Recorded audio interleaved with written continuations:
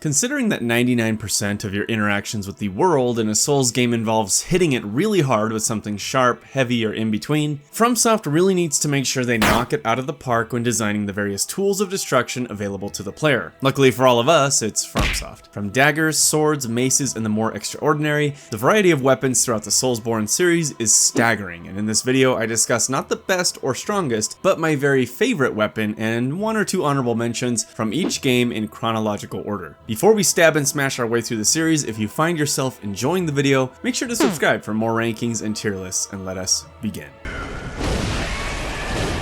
Demon's Souls. Admittedly, Demon's Souls is the one entry in the series where I have the least experience. I have only ever played the remake, and even then I don't have nearly the hours, so many hours, of playtime that I have with every other entry, so it makes this one relatively easy, at least when compared to the options presented in later titles. My honorable mention for Demon's Souls goes to the good old reliable Claymore. Elegant, brutal, and effective, the Claymore feels incredible in pretty much every game it's featured in, and honestly could be an honorable mention pretty much in every game on this list. It's clear to me that greatswords are FromSoft's favorite weapon type, and they knock it out of the park every time when designing them. However, as badass as the Claymore is, my favorite weapon in the game remains the much more elegant winged spear. A beautiful weapon you find fairly early in the game as you desperately dodge, duck, dip, dive, and dodge dragonfire on a bridge. First of all, aesthetically I really love this spear in that its simple yet stylish design matches well with the Temple Knight armor I wore pretty much throughout my entire playthrough. Given the slow, methodical movement and combat of Demon's Souls, spacing and timing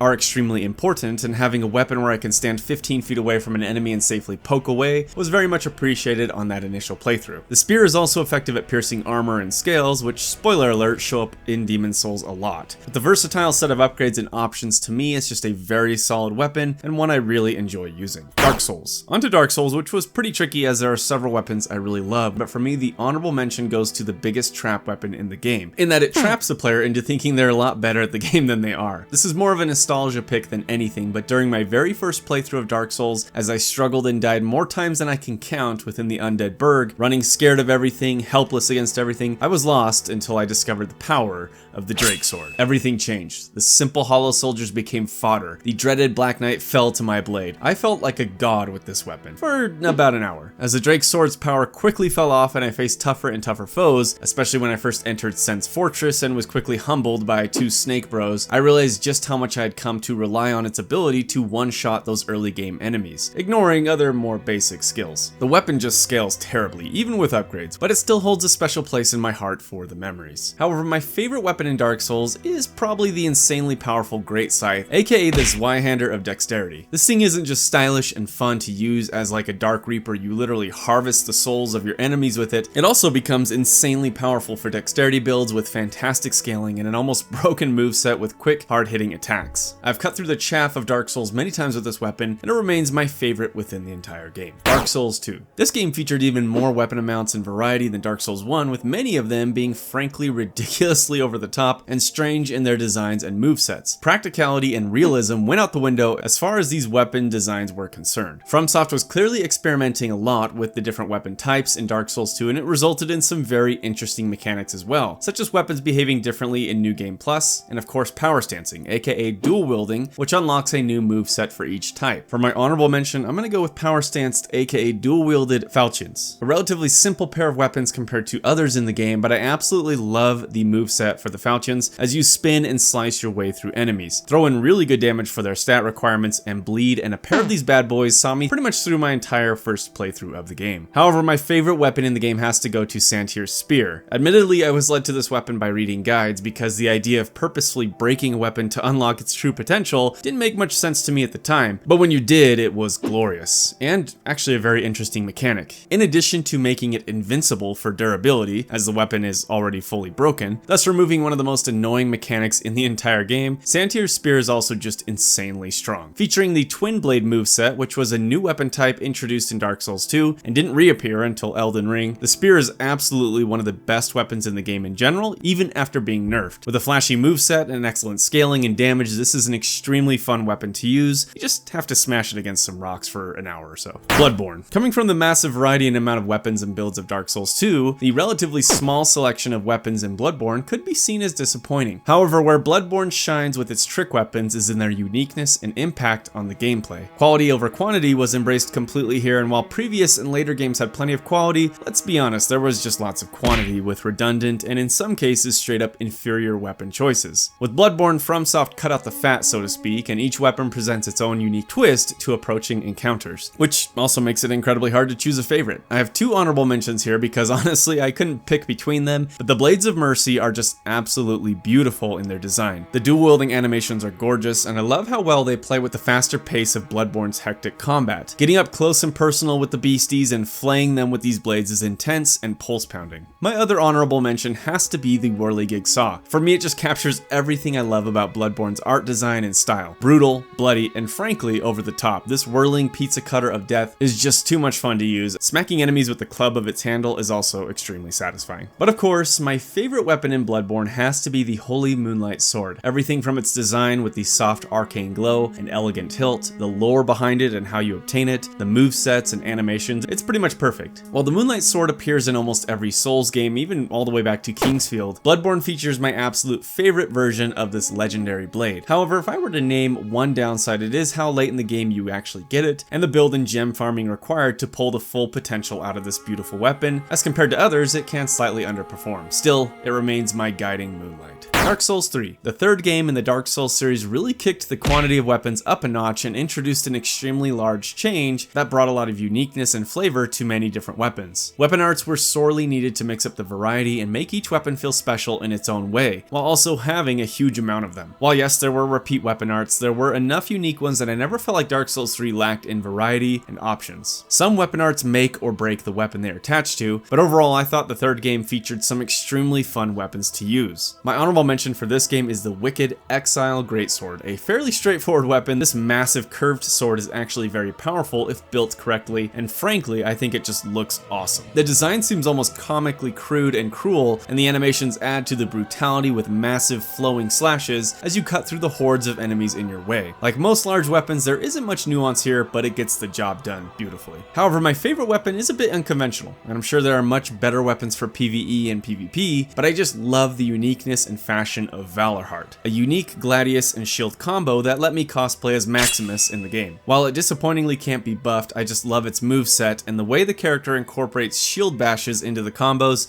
is something that hasn't been seen in the series before or since. From the moment I obtained it, I fell in love with it and used it pretty much non-stop. And I mean, come on, it features a lion roar shield bash that actually has a spectral lion roar. Just awesome. And for those of you questioning the validity of this choice, I only ask,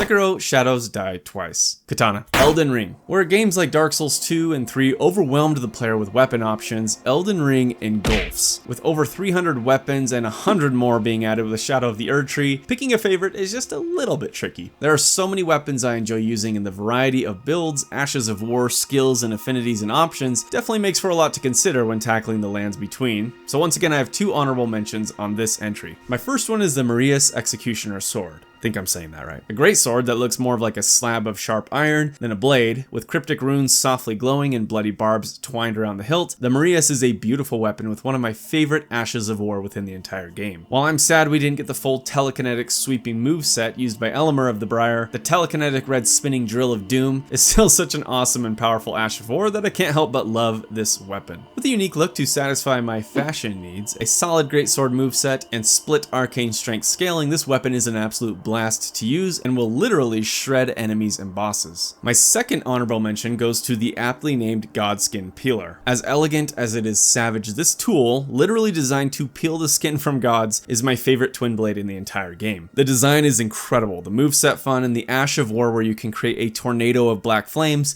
is amazing looking and can melt the HP right off of bosses. Everything from its design to execution excels with this weapon. However, my very favorite, while probably another unconventional pick, is one I will stand by because I can't help but love Hoslow's Petal Whip. One of the most beautiful weapons in the game in my opinion, this whip made of razor sharp rose petals complements perfectly the Hoslow set, and the dual whip moveset is just so graceful, powerful, and lets me recreate my favorite Castlevania moments. With a heavy bleed build and lots of arcane, this whip obliterates enemies and is just so much fun to whip out. My only complaint is the lack of solid Ashes of War options for whips, something I hope the DLC improves upon. But I love the weapon type in Elden Ring so much that I don't even care. The Petal Whip is a work of art. And that's it for my personal list of favorite weapons throughout the entire Souls series. Let me know in the comments below your picks for your favorite weapons and how they differ from mine. And I also hope you enjoyed the video. If you did, make sure to like and subscribe for more rankings. And that's it for me. Until next time.